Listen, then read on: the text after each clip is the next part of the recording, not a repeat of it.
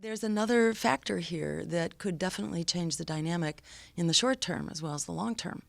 And that is the fact that we have an entire generation that's effectively been hung out to dry, that is held hostage by predatory student loan debt, does not have an economic future, largely don't have jobs, certainly not jobs that pay the rent or pay the debt.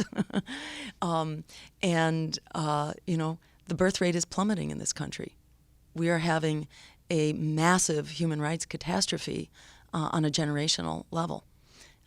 There's a generation that's essentially been denied a future and denied a present. Now, it just so happens the number of people holding student debt is enough to win a three-way race. That's 42 million. And it just so happens, I'm the only candidate who will cancel student debt in the same way that we canceled the debt of the crooks on Wall Street who crashed the economy. If they got bailed out, including a $4.5 trillion quantitative easing, why can't we not do that for student debt?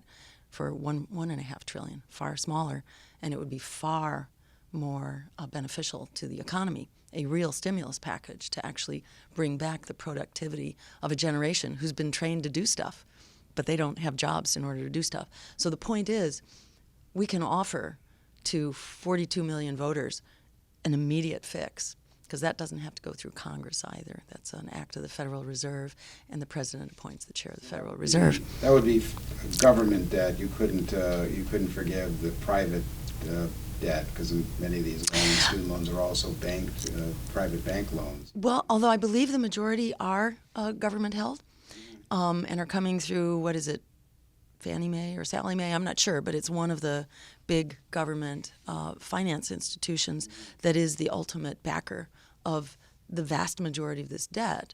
There's also no reason why the government couldn't purchase that debt as well. So when there is a will, there's a way. It happens for Wall Street all the time.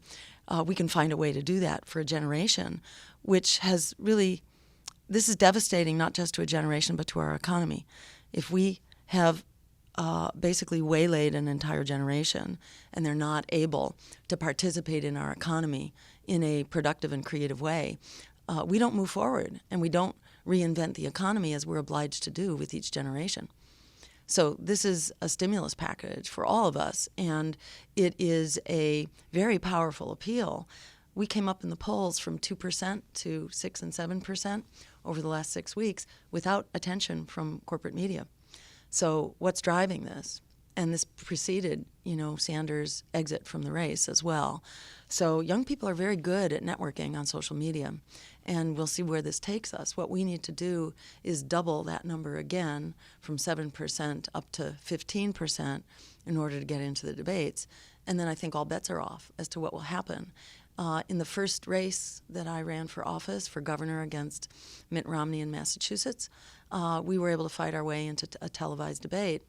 And while my ideas went over like a lead balloon inside the TV studio, which had no live audience, when we walked out from the TV studio, I was mobbed by the press, who told me I had won the debate on the instant online viewer poll. So public interest ideas have huge resonance with the public out there, who is largely being thrown under the bus. So simply getting into the debate could dramatically change the terms of the election.